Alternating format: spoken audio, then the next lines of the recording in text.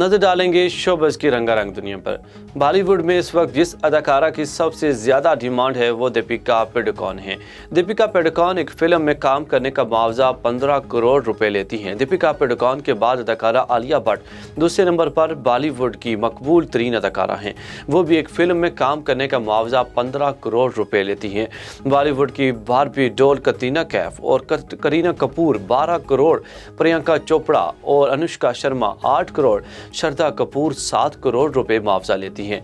इसी तरह अदाकारा तापसी पन्नू 5 करोड़, विद्या बालन और कृति सेनन 4 करोड़ और कियारा एडवानी और जैकुलिन फ्रेंडिस 2.5 करोड़ रुपए मुआवजा लेती हैं।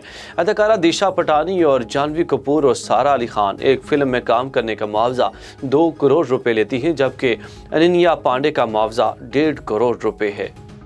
अदाकारा और मेज़बान अनुशे अशरफ ने दावा किया है कि अदाकारा मीरा ने इनसे अंग्रेजी की क्लासेस लेने की दरख्वास्त की थी। अनुशे अशरफ ने एक वेब चैनल के शो में शिरकत की, जिसके दौरान इंकशाफ किया कि अदाकारा मीरा ने मुझसे मुलाकात की थी और पूछा कि क्या आप हफ्ते में 2 दिन अंग्रेजी क्लास की ट्यूशन देंगी।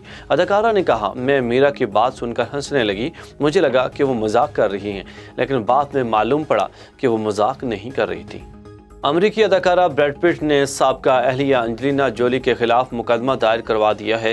गैर मुल्की मीडिया रिपोर्ट्स के मुताबिक ब्रैड पिट ने मुकदमे में इल्ज़ाम आयद किया कि एंजेलिना जोली ने गैर कानूनी तौर पर फ्रांस की जायदाद के शेयर्स फरोख्त कर दिए और शेयर्स इनकी इजाज़त के बगैर रूसी बिजनेसमैन को बेचे गए। ब्रैड पिट के मुताबिक उन्होंने साबका अहलिया एंजेलिना जोली से माहिदा किया था कि जायदाद के शेयर एक दूसरे की इजाज़त के बगैर फरोख्त नहीं किए जाएंगे।